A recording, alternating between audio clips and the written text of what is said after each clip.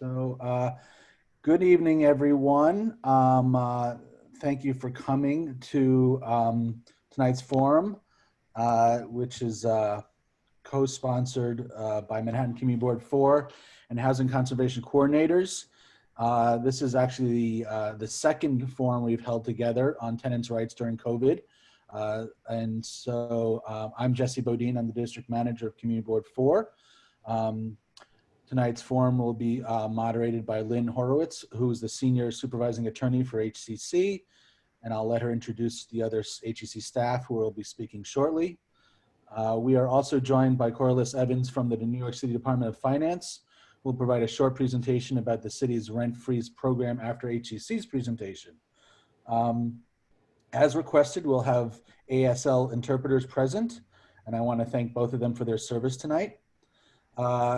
How tonight is going to run is the following. So HCC will present for about an hour, followed by the Department of Finance. We will then begin the question and answer portion of the event, hopefully around 7:10 tonight. The public will be able to submit their questions in advance using the Q&A tab at the bottom of their screens. I would ask that everyone try to limit themselves to one question per person at this point. If you're calling into the phone and cannot use the Q&A function, you can raise your hand virtually so you can either, after the Q&A function, you can also raise your hand virtually by clicking on the participant section and then pressing the hand raise function. If you're calling in by phone, you can do so by just pressing *9. Then we'll be going through the Q&A questions first, and then going to the raised hand function questions next. Due to time limits and privacy issues, we're asking specific questions about individual cases or circumstances should be referred to HCC for more for intake. And now I'll hand it off to Lynn to introduce HCC staff and begin their presentation. Thanks, Jesse. Thanks to you and Manhattan Community Board 4 for co-sponsoring this event with us and helping to get the word out. I am very excited. I will introduce who will be presenting tonight. We are Logan Moore, who are at HC, and Elise Levy, who is a tenant organizer. Here from Maria Logan, a bit about tenants during the pandemic and a little bit about non-payment cases. And then you'll hear from Elise Levy, tenant organizing. So without further ado, I'm going to turn it over to Maria and Logan. Hi everyone, I'm just going to take a moment to share screen because I have a PowerPoint prepared. Presenter mode. Okay. Hi everyone, my name is Maria Moore. I'm an attorney at HCC, like Lynn said, and tonight Logan and I will be presenting on COVID-19 updates to Housing Court and also about non-payment proceedings, which we anticipate will be coming up for more folks in the future. Okay, so the first thing we thought we'd start with is the eviction moratorium. So the first question some folks might have, but many of you might already know, is what is an eviction moratorium? So an eviction moratorium means that a marshal cannot execute a warrant of eviction, which is what document they use that says it's legal for them to evict you, until the moratorium is lifted. So there have been a few versions of the moratorium so far in the pandemic, and currently the one that applies to New York State is one issued by Judge Marks, which extends the eviction moratorium until October 1st, 2020. There's also been a CDC moratorium issued, and Logan will talk more about it later, but it only applies to some evictions, and it's until December 31st, 2020. There's conflicting views on whether or not it applies to New York State, since New York State does have an eviction moratorium in place. And so we'll talk a little bit about what happens after October 1st in terms of new cases, old cases, and everything in between during this presentation. Okay, so some updates in terms of our housing court calendar is that new cases can now be filed, but they're currently not being heard. The court has chosen to dispense with the cases that are already on the calendar first. So new cases that are being filed are being put off for the moment. Logan's going to talk more about what might happen if you receive a notice for non-payment and what an eviction proceeding for non-payment will look like. The exception to new cases being heard are emergency cases and as I said, pre-COVID cases.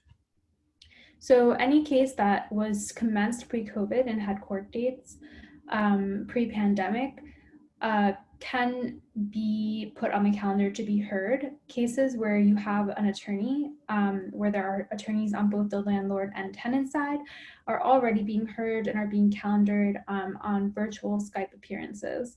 It has not been decided when or how pro se litigants, meaning litigants without attorneys, how those cases will be heard moving forward, but those are probably next on the chief judge's list in terms of pre-COVID cases moving forward. Okay, so what type of cases count as emergency cases? So what type of new cases can you file that are counted as an emergency and will be heard right away? So the first type of that case is called an illegal lockout. An illegal lockout is when you are removed from your home without a marshal. So the ground rule here is that only a marshal can remove you or your belongings from your home. So your landlord can't make you leave, your roommate can't make you leave, they can't make you leave because you have COVID or because you're sick or because you tested positive. None of that is legal. If they ask you to leave, you should be sure that you don't have to until you've had your day in court or until you've received a marshal's notice, which we'll talk about in a minute. And if you are experiencing issues where you've been locked out of your home, meaning you can't get back in without a marshal's notice, without a court process, you should call Housing Court Answers or 311 for assistance. Numbers on the screen. And numbers to call for assistance and for attorneys will be put on the screen several times throughout this presentation. Okay, so this is what a marshal's notice looks like. This is the document that the marshal would have to serve you with, meaning put on your door and mail to you in order to evict you. And so the important things to look at is the date the marshal's notice was issued and the date of the earliest eviction. So the date of the notice is on the bottom left-hand corner and the date of the earliest eviction is on the top right corner. And this tells you basically how much time you have before a marshal will come to your door and remove you from the premises. But the important thing here is that, number one, you should not be receiving any of these until October 1st. And number two, if you do get one of these, you should contact one of the numbers that we will be presenting throughout to ask for an attorney and for legal assistance prior to the date on the right-hand side of the paper. So the second type of emergency that you'll be able to move forward in court at the moment is an emergency order to show cause for repairs. What are considered emergency repairs? No heat. Now that we're coming into the colder months, this might be an issue for some folks. No hot water, large leaks, no gas, and threatening harassment. This is not an exhaustive list. There are other repairs that could be qualified as emergencies and that a judge might move forward in a new case. But this is basically the ones that we know a judge will accept as a new case and move forward right away because they are standard emergencies. If in doubt, you should call Housing Court Answers or 311, and someone can walk you through whether or not your case is an emergency and how to file an HP action, which is the action you need to file in court to ask the judge to order your landlord to make repairs.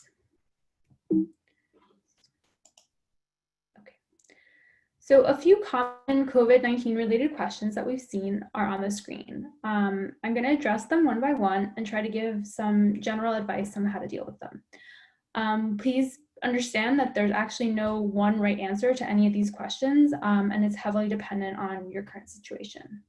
So the first question that we've been asked a lot is, can I break my lease? So as I said, the answer to this question is, it depends, right? And that being said, I think that many people have decided to move because they can no longer afford the apartment due to job loss, or they have moved to care for sick relatives, or they themselves need to move out of New York City for safety reasons, or just for other health reasons. And so the first thing you should know is that there are ways in which you can protect yourself if you do break your lease from further legal action. So the first is that you should be in communication with your landlord and explain what's going on and why you need to break your lease. Tenants have a duty to mitigate, and so do landlords. So a duty to mitigate means that you are actively trying to mitigate any damages that could be caused by breaking your lease. So when you break your lease, the damages are usually the amount of money owed for the rest of the lease. And so to mitigate that damage, you could advertise the apartment and ask for the ability to sublease your apartment for the rest of the lease so that your landlord doesn't lose out on money. And so if you can show that you've done that and that you tried your best to get the apartment rented for the remainder of your lease, it's likely that that if the landlord brings you to court later for the money owed on the lease, that you will be responsible for less of the lease. If not, you won't be responsible for any of it. So it just depends. It also depends on the reason why you're breaking the lease. So a balancing of those two things will be looked at by a judge in court to decide whether or not it was okay to break your lease and how much you might owe your landlord. Similarly, if you are brought to court for damages on breaking a lease, you should know that a landlord also has a duty to mitigate. So this means they can't sit on their hands and not try to rent the apartment for the rest of your lease and say you owe them the rest of the money. They also have to make sure that they're putting the apartment up for rent and advertising and doing due diligence to get the apartment rented to mitigate their own damages. So the next question is, I left the city. Can I be evicted for non-primary residence? So this question particularly applies to rent control and rent stabilized apartments. So as some of you may or may not know, in order to maintain tenancy in a rent control or rent stabilized apartment, you have to use the apartment as your primary residence, which roughly means that you reside in the apartment half of the year plus a day. Roughly, it's not a hard and fast rule. Many people, as I've talked about, have moved out of New York City, some permanently, but others temporarily, and they'd like to move back to the city when things calm down or the crisis is over. But they're worried about being brought to court and the landlord alleging that they do not primarily reside in their apartment. So again, there's no right answer to this. I can't promise you that if you've moved away for health reasons or to care for a sick relative, or for any other of the valid reasons that someone might move away from New York City at the moment, that the landlord won't be able to prevail in a non-primary residence holdover case, which is the eviction case. However, I do think that the more compelling your reasons are for needing to not reside in your apartment for a long period of time, the better off your chances of defending your case. So what are these reasons? Generally speaking, reasons of not living in your apartment to care for an elderly relative, for a sick relative, are excuses for not having resided in your apartment for the required period of time. In addition, if you yourself needed to leave New York for health reasons, that also could be considered an exempt period of time. So again, it depends. And again, it's a balancing act. But be sure that anything you are going to do moving forward, you keep good records of. So if someone was sick, keep hospital records, keep doctor records. Make sure you're keeping any documents that can explain why you had to move away from your permanent residence for that time. Okay. And then the last question, which we'll address further in the non-payment part, is what if I can't pay my rent? So if you can't pay your rent, it's likely that once your landlord decides that it's appropriate to start a non-payment proceeding against you, that they will. Logan is going to talk a little bit more about all this, and she's going to talk about the protections that tenants have been afforded by New York State through the Safe Harbor Act. So pay close attention in those parts of the slides. And now I'm going to pass it along to Logan.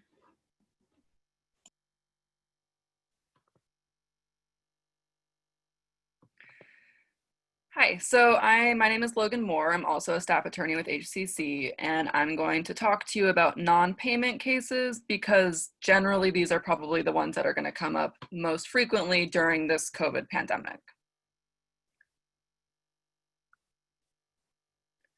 So what is a non-payment case? It's pretty self-explanatory. It's a case that a landlord is going to bring against a tenant for non-payment of rent. And what this means is the landlord is bringing you to court to ask the court to order you to pay the money that they are saying is owed. And if you don't pay and the court determines that you should have paid, then the landlord may be able to evict you. But because you're in court, you can dispute the claim that you owe money, or there are other defenses that are available to you, and you'll have the opportunity to present evidence. So how does a building owner or landlord start a non-payment case? First, the landlord has to demand the rent from the tenant. And normally this looks like a paper form that you'll get, and they'll say that you owe this much money, but it is important to know that they can make a verbal demand for the rent as well. After they do that, and after that time period that they give you expires, which is usually about 14 days, then your landlord can file the case in court. And to do that, they'll file the notice of petition and the petition to start the case. And those papers, once they file them with the court, have to be served on you because you have to know that the court case is going on. And so what those papers will look like, they'll look like very official court papers. They'll say notice of petition and petition. And now that we are in this COVID-19 world, it's likely that they will have been e-filed. So you'll get a notice that says they were e-filed. And you should also get a notice that says that you are able to contact an attorney if you would like an attorney. And it should provide this number, which is on the slide, so that you can contact an attorney if you do receive these papers. Once the court has processed the notice of petition and petition, you should get a postcard letting you know also that the court was filed and that the case was filed. I'm not entirely sure if they're still doing this during the COVID times though, but you might also get a postcard. So typically, once you get the notice of petition and petition, you have 10 days to answer in housing court. And what that means is you have 10 days to file your answer. However, because of COVID-19, this timeline is extended and you can ask for more time due to COVID. So what this means though is that you need to essentially respond to the petition with the court. And you used to have to go down to the courthouse to do this, but in order to not overcrowd the courts, you can do this over the phone now. And so you will call the number that's listed on this slide, and the clerk will walk you through an answer, and this is when you will provide all of the defenses and counterclaims that you think apply to your case. It's really important to pay close attention while you do this, and you can ask as many questions as you want. You can explain your situation and try to see which defenses you think best apply to your case.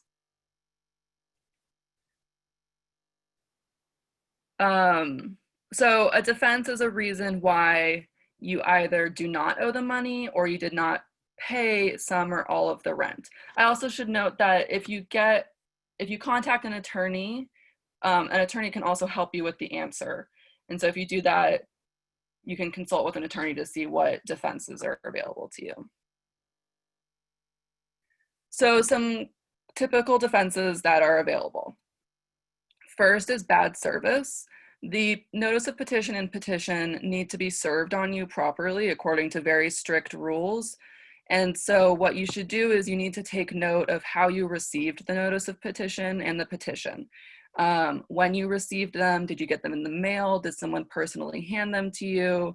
Or, did you find them stuck in a bush somewhere or something like that? You need to take notes of how you did receive the papers. A second defense is error in the papers. If you get it and you think you should be named but you're not named, or if the landlord listed is not your landlord, those kinds of things. If that seems weird to you, that can also be a defense. A third defense that's available is that the owner refuses to take your money. This is when you have tried to pay, but for whatever reason, they are not accepting your money, or they have returned your money after they accepted it. That's a defense you can assert. Another defense is that you need repairs done. This is called warranty of habitability. And this is if you have repairs and you've requested repairs, and despite this, the landlord is not completing the repairs, you can assert this as a defense. Another one is the owner owes you money. It's possible that you've paid and they haven't properly credited payments to your account.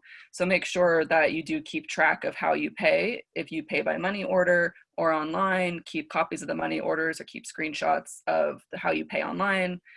And there's another defense that you are dependent on someone in the military. If you are, then that's a defense that you should assert. So this defense was created by the New York State Legislature. It is it's the Tenant Safe Harbor Act. And this was created to attempt to help tenants who were financially impacted by COVID-19.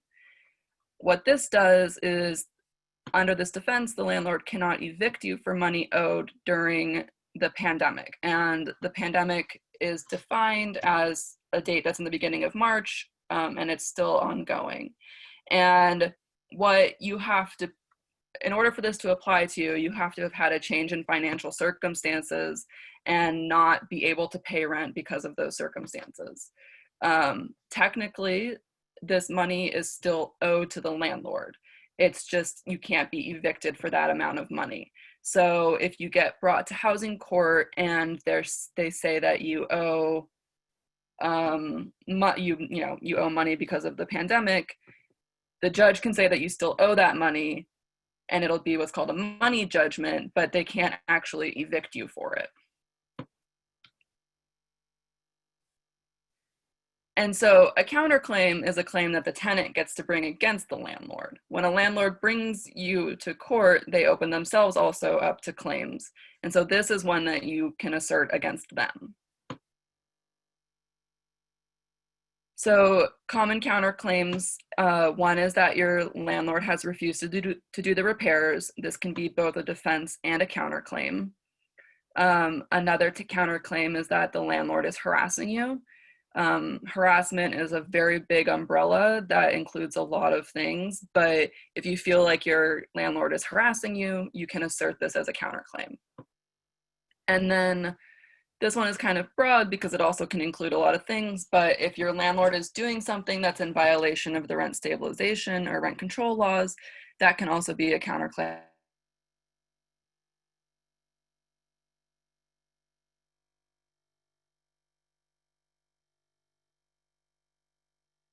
Proceeding. The court is currently working through its pre-COVID calendar. So if you had a court proceeding that was started before the pandemic, then it's probably, and you have an attorney, it's probably being dealt with right now.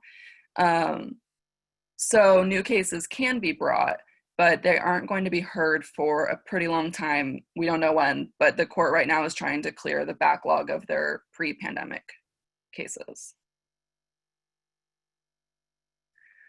So another thing that is important to consider with non-payments when you look at the rent demand or the ledger that you're given is whether or not the landlord can charge late fees. Under the Executive Order 202.28, the landlord is not entitled to late fees for the period of March 20th to August 20th. And as far as I know, that period has not been extended, and it's a very definite period. So if you were charged late fees during any of that time, the landlord's not entitled to that.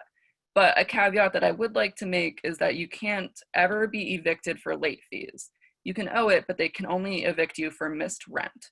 So this is good, they're not entitled to the fees, but generally you can't be evicted for them anyways. And another issue for people who are facing financial hardships because of COVID is, can you use your security deposit to pay rent that you owe?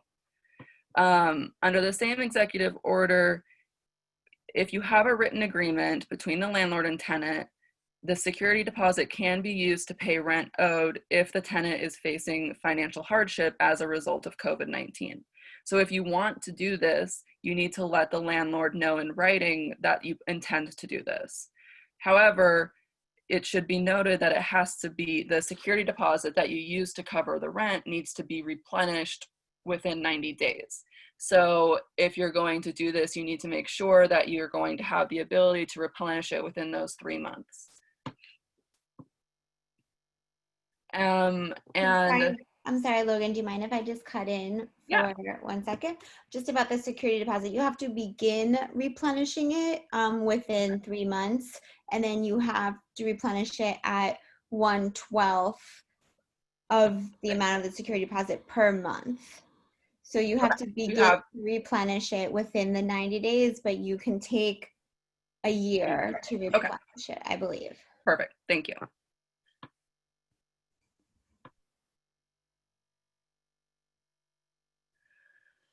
Okay, so then the CDC eviction moratorium is something that was issued a little while ago, and it is based on the language. It's not currently applicable in New York because right now we have a stronger eviction moratorium, which is just a full-on eviction moratorium that goes through October 1st. But if as of October 1st, New York State no longer has an eviction moratorium, then the CDC moratorium can come in place, and that is a moratorium through December 31st, 2020. However, it is not a blanket moratorium like the one that is currently in place. It's very specific about the kinds of cases that it covers, and it comes with a lot of other little caveats and everything. So what it is it's for people who are facing financial hardship because of the pandemic, and that is something that you're going to have to show, and it doesn't cancel your arrears that are owed. It does something kind of similar to the Safe Harbor Act, where it just means that you can't be evicted for that between the time of up until December 31st. After December 31st, you can.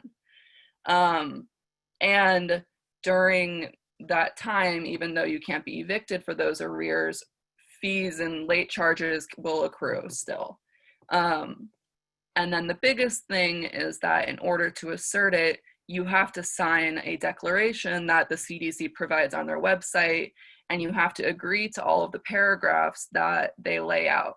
And the paragraphs lay out very specific facts, and it is our advice that no one signs that declaration or asserts this defense without consulting an attorney before, because it has a lot of information in there that could have very significant impacts in your eviction proceeding later on that may be very detrimental. So you should consult with an attorney before you sign that declaration and attempt to assert that defense.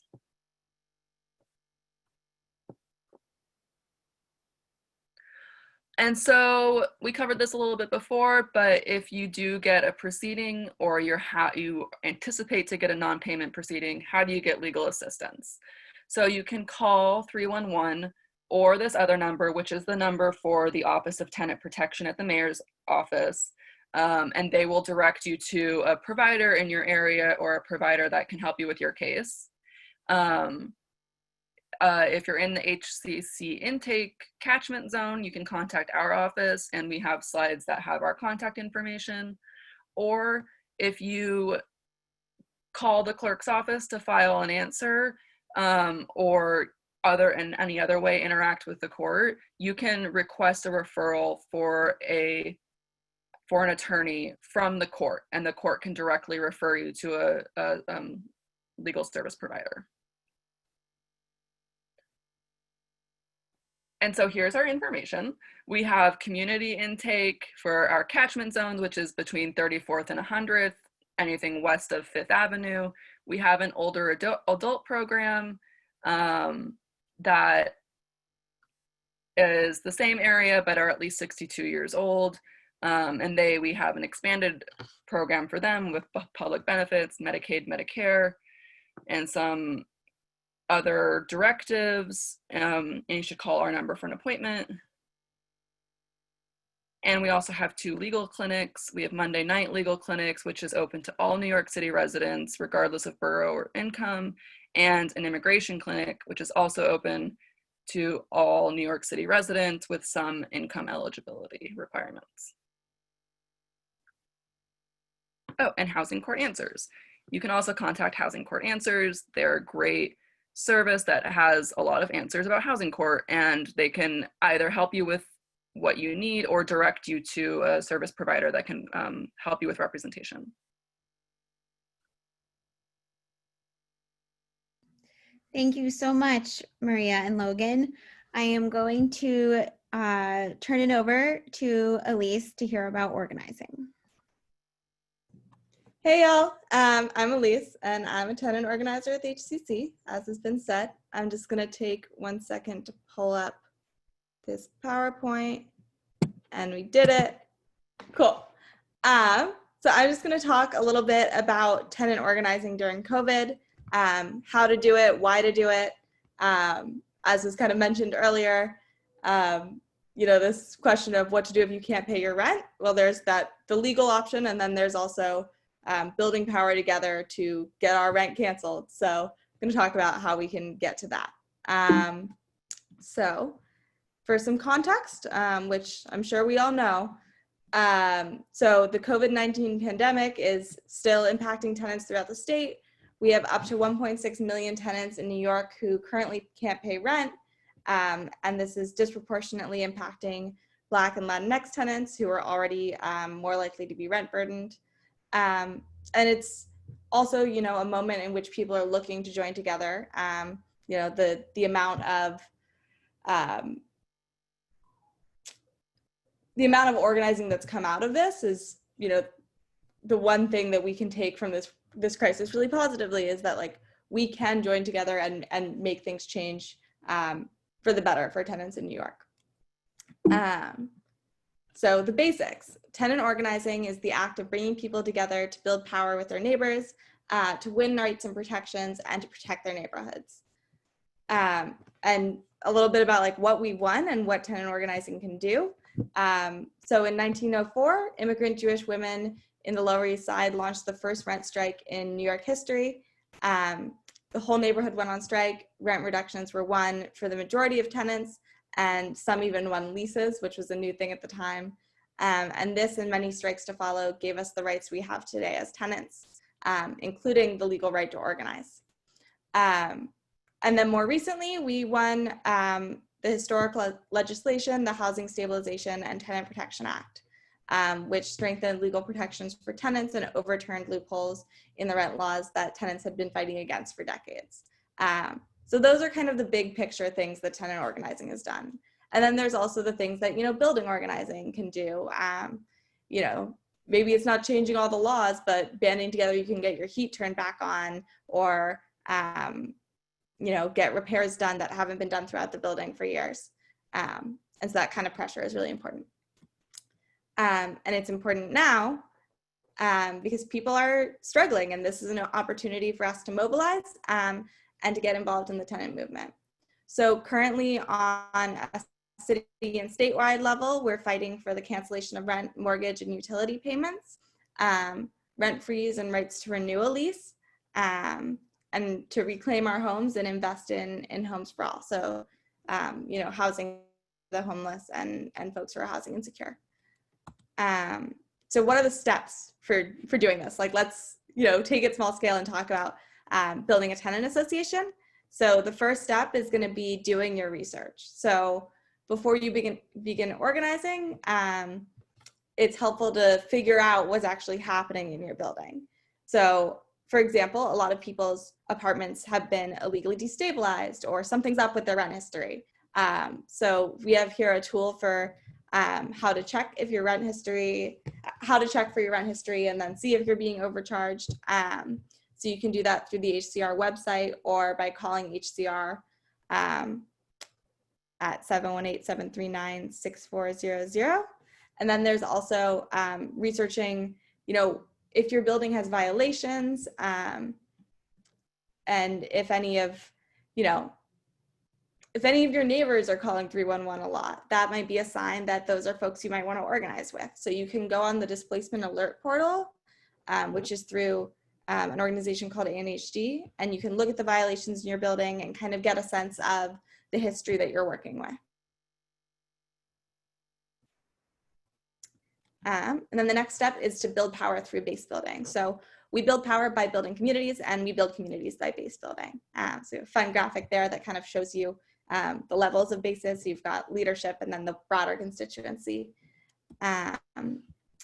And so base building is defined as the work of engaging people in a campaign or organization and developing their ability to address issues they care about.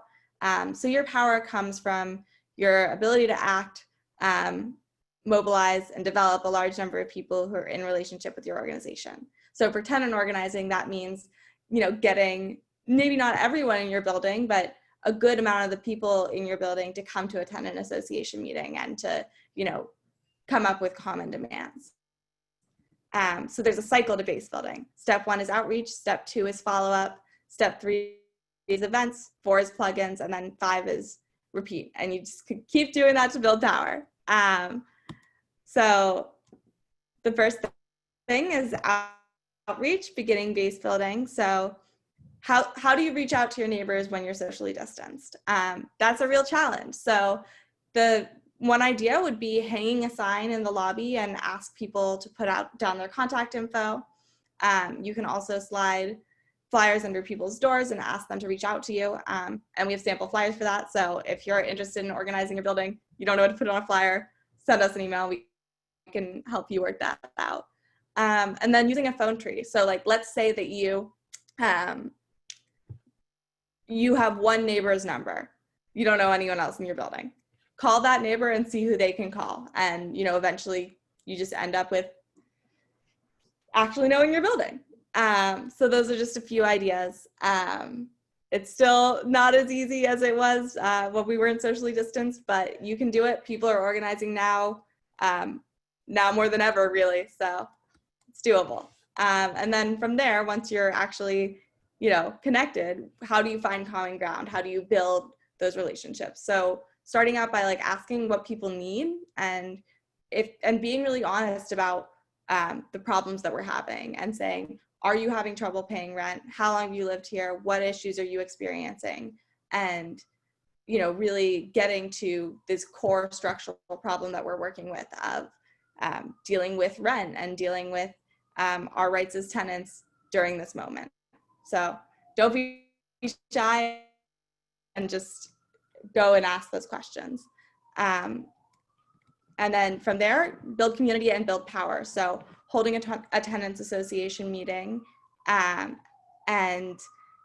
starting out with how long you've lived there, what you're experiencing, and figuring out, is that leak that's happening in your apartment happening in someone else's apartment? Because the answer is probably yes. And if you need support for that, reach out to your local housing group for help. So if you're in our catchment area, reach out to us. And then creating a shared list of issues in the building. And then from there, taking action. So look at that list of demands and figure out what is your next step to get that met. So one thing could be sending a letter to your landlord. Another could be starting a social media campaign. Joining with a neighborhood association if what you're dealing with is a neighborhood-wide issue. Just working together to figure out that solution.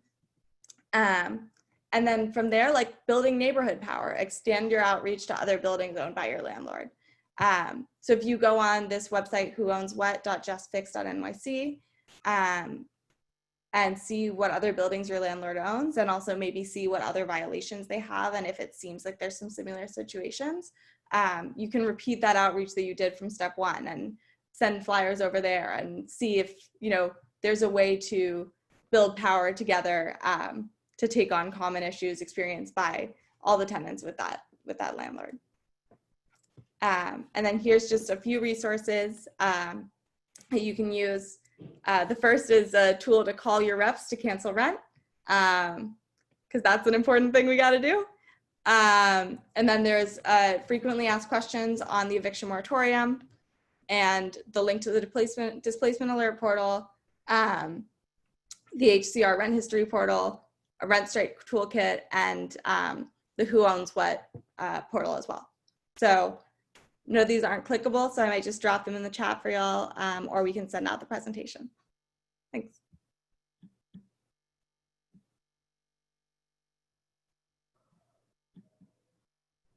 Thanks so much, Elise. I'm just going to turn it over to Corliss Evans from the City Department of Finance, and then we will have time for Q&A, either in the Q&A box or through the raise hand function. Thank you. Good evening. Hi, my name is Corliss Evans, and like you said, I'm from the New York City Department of Finance, and I am the outreach liaison for Manhattan. I would like everyone to know that the outreach team is up, running, and ready to facilitate rent-freeze events virtually. Prior to COVID, we was on foot in the communities holding outreach events. So COVID has stopped us, but we're ready to hold these events virtually. So if anyone's interested, we are ready to come out. So just as a reminder, the eligibility factors, you have to be 65 years or older. The total combined household income cannot exceed $50,000. The tenant must live in a rent stabilized or rent controlled or preferential rent apartment, and they must be paying more than 1/3 of their monthly income for rent. And I would also like to introduce a new system that the Department of Finance have. It's called the Tenant Access Portal, also known as TAP. It's a program. Once you register, you can follow the process, the progress of your application via online. You can check out the benefit. You can see the activity. You can see what your rent is frozen at. You can see what the landlord's being paid. You can see the activity. All the questions that you call the Department of Finance about, the questions that you call 311 about, you can personally go online and see this all for yourself. So I just want to give a quick shout out for us that we're here to help you. And if you have any other questions or interested in us having an event with you or speaking with you virtually, you can reach me. Once again, my name is Corliss Evans, and my email address is evansc@finance.nyc.gov. Once again, evansc@finance.nyc.gov. And my first name is spelled Corlis. Thank you for a couple of minutes. Have a great evening. Thank you so much. So we will open it up to questions. There's one person who has a raised hand. Jesse, how do I unmute them to call on them? Sure. I just want to make sure that you see you have 3 in the Q&A, right? Yes, I'm providing some phone numbers. So if those are all, if you're all responding to those, I can move to the raised hands. I can do just in the order that they've come in is the phone number ending with 442. Hi, are you there?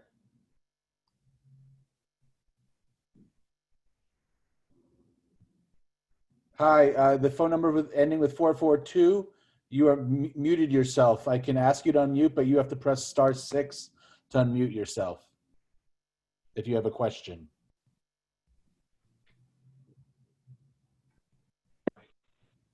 Hi. Hi, my name is Doreen Demusis. I live at 300 West 46th Street. I have a question. Our landlord has closed off access to our lobby bathrooms and our TV room and our community room since March. I am a senior citizen. I am mobility impaired. We have been repeatedly asking the landlord to open the facilities because just today, I just had gallbladder surgery and I was sitting out in front of the building and I needed to use the bathroom, but front desk has no keys. The landlord took away the keys to our public bathroom and also access to the TV room, because in that TV room is Wi-Fi. And if the manager was here yesterday and my phone went out of order upstairs, so I had to go down and use the TV room. And if I was caught by the manager in that TV room with their COVID ban still in effect, they could have done something to me. And this is... I'm going to stop you just because you're sharing a lot of personal information, but this is Lynn Horowitz. I'm a supervising attorney at HCC, but I am going to, I have enough information from you to answer your question. If you don't mind, I might, I'll explain. I'm listening.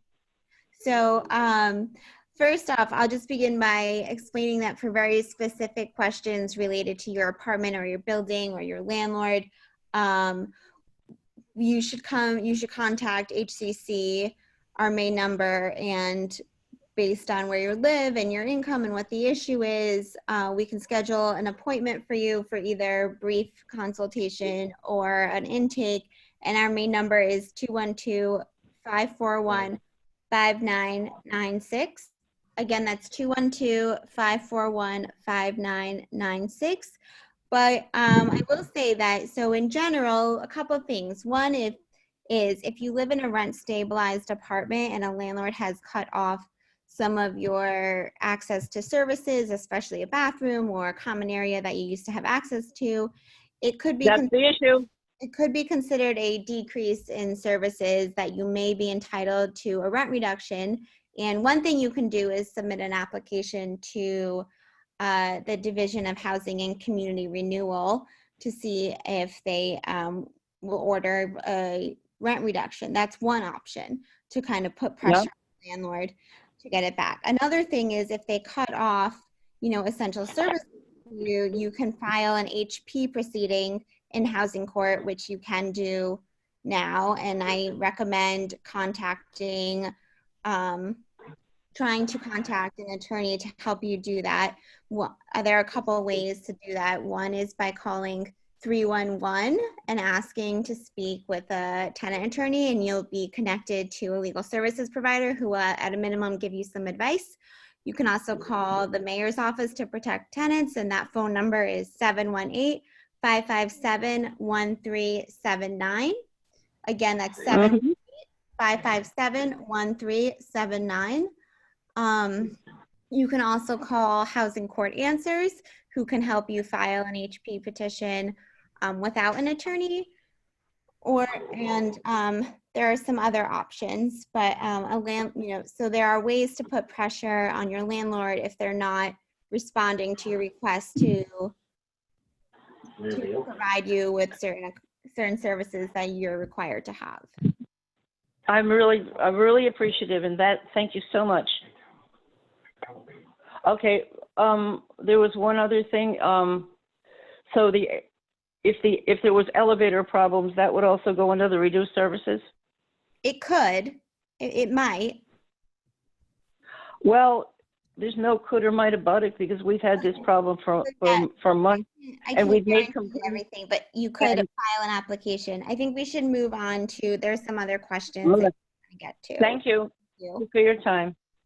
So someone in the Q&A box asked about Ms. Evans' presentation and what application she was talking about. Ms. Evans, do you want to answer? Some stuff we already know. Right. I'll just. But when we've got to do that reduced services. Yeah, we got to mute. Yep. No, that's No. All right. So what Corliss Evans from the New York City Department of Finance was speaking about were applications You'll hear the people say scree or dree. Basically, if you're over 62 years old or if you have a disability, the city has a program where if you live in a either rent stabilized or rent controlled or some type of rent regulated apartment, then the city will freeze your rent, so prevent it from increasing if you meet the criteria that you are either a senior or you have a disability, you live in a rent regulated apartment, your income is less than $50,000, and your rent is more than 1/3 of your income. So there are applications you can file so that your rent doesn't increase anymore.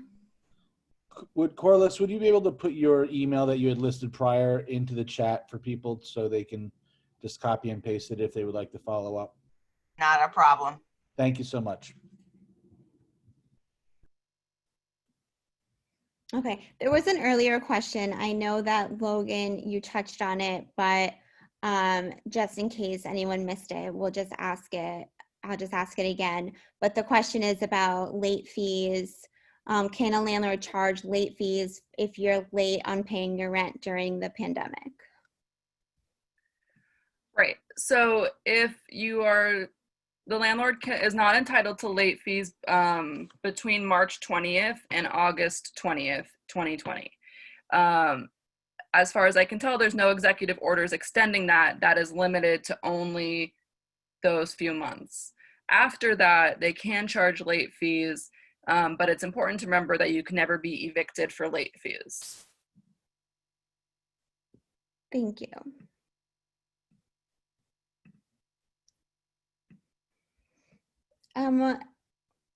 Let's go with someone is raising their hand.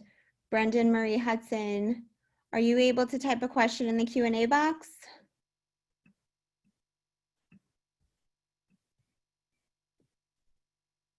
Okay, or we could call on you.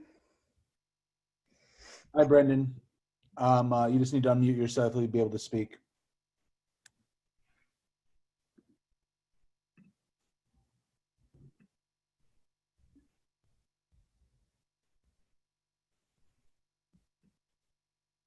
I guess they are not there. Oh, there's Brendan.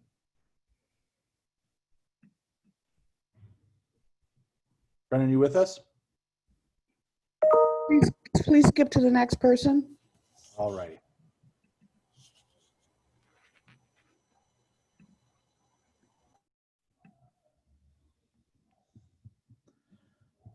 We have. I'm not seeing other questions.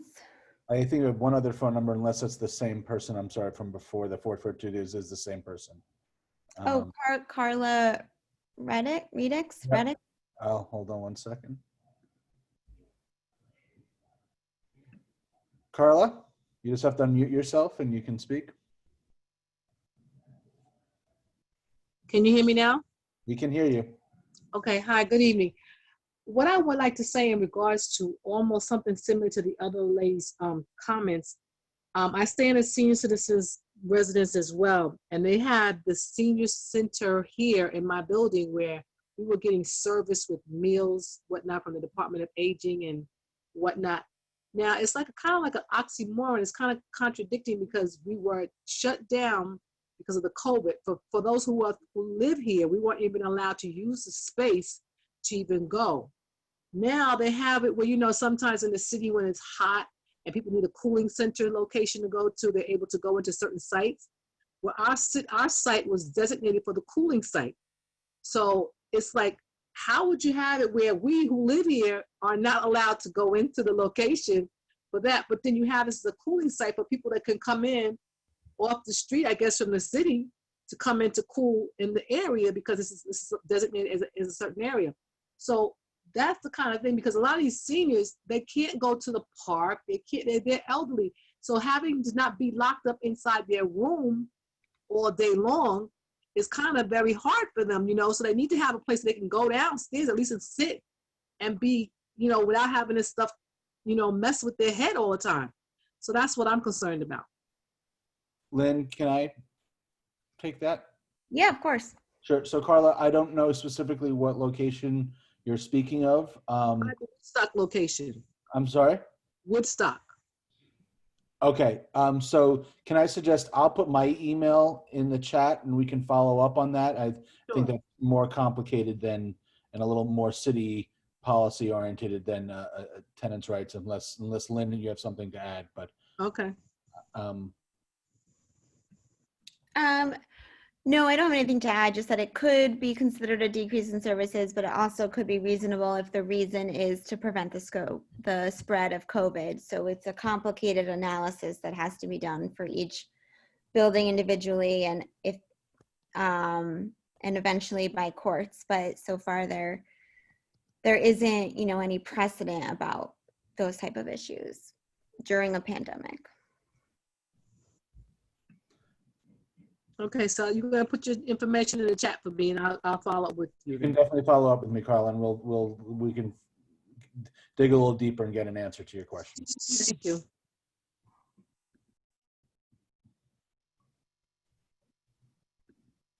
Brendan, do you want to continue on? Do you want to ask your question, or?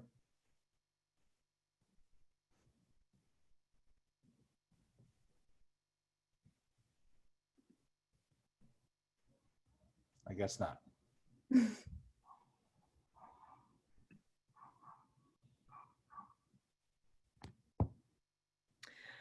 Well, then I think we're done unless we have someone else that would like to ask a question.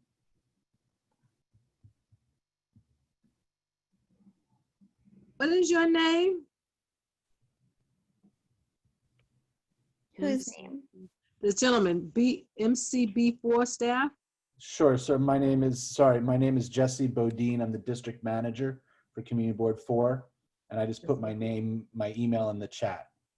Okay, thank you. The email is the letter J and then my last name, Bodine, JBODINE, @CB, like community board, .nyc.gov. Okay, thank you. You're welcome. Oh, people are asking for phone numbers. So, so I'm not sure which phone numbers, but I'll give all of the numbers that I know. So HCC's office number is 212-541-5996. I'm saying it over in the phone and typing in the chat just so people on the phone know. You can also call 311 that will connect you to an attorney who will either give you brief advice at a minimum or potentially be able to represent you in a housing court proceeding.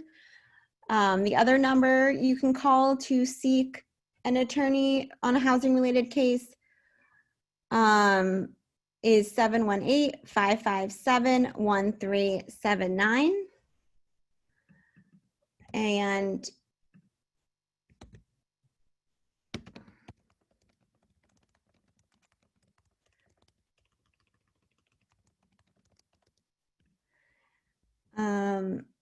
I'm not sure what other phone numbers were requested.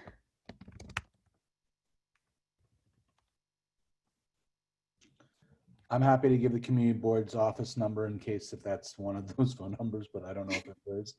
212-736-4536, and I'll put it in the chat as well.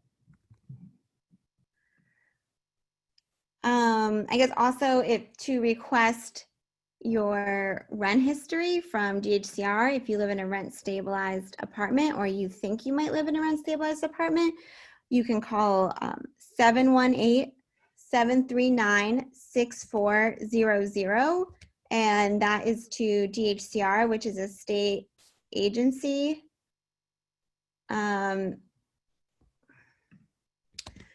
And they are in charge of overseeing rent regulation, and so they will have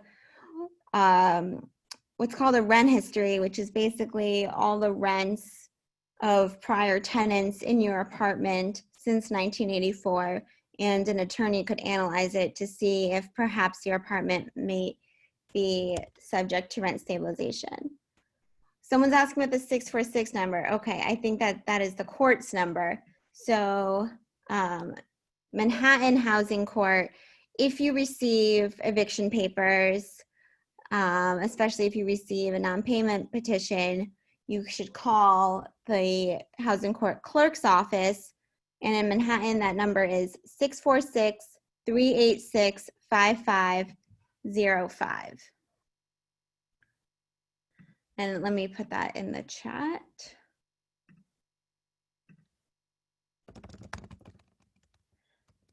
And another question just came in.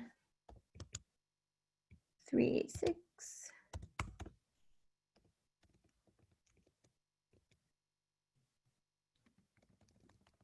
I have the phone number ending with 575. Okay, and there's also one in the Q&A box after that. Okay. The phone number calling in with ending with 575, you can unmute yourself and ask your question.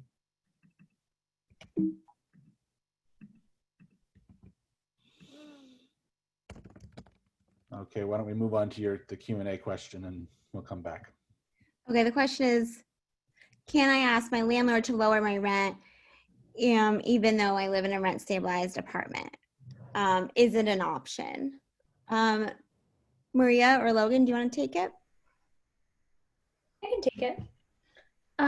So it is an option. Landlords can charge what's called a preferential rent in rent stabilized apartments.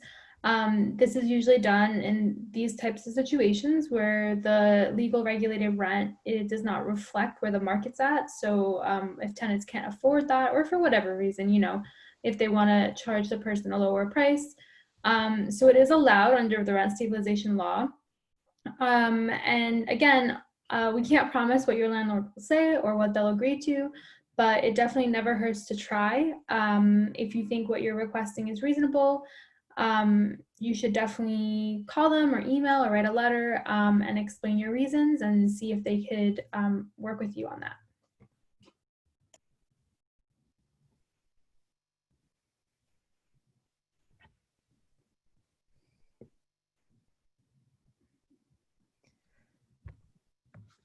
Okay. Doesn't look like we have any. Oh, I'm sorry. Yep, doesn't look like we have any more questions. So basically, in sum, there's an eviction moratorium in New York State through October 1st for sure, and we're not sure what's happening after that. And housing court has been operating mostly virtually. If you get a new court case, it will probably be the process will be very slow. The court is working on, like Maria said, the court's working on trying to get through cases that were started before March. But above all, if you receive court papers or you have questions about tenants' rights, you should call 311 or the Mayor's Office to Protect Tenants or Housing Court Answers or us, HCC, especially if you live on the West Side. So thank you all. And thank you so much to my coworkers, Maria, Logan, and Elise. And thank you to Jesse and Manhattan Community Board 4. Well, thanks to everybody. So again, this will be up on our website. It's live right now and it'll be up there going forward. And by tomorrow, we'll have it in closed captions on our website. One question, Lynn, I think there were some folks that did ask earlier on whether the PowerPoints were something that could be posted either on your guys' website or our website. I wasn't sure. We can discuss that later if we need to, but that was a request from some of the folks. Yeah, we can share them. So Jesse, we can coordinate that afterwards. Great. I think that'd be helpful. All righty. Well, thank you very much, everybody. And thank you to our ASL interpreters. I appreciate your time today. Yes, thank you so much. That's great. All righty. I'm going to end the meeting. Okay, take care. Everybody's going to disappear from each other.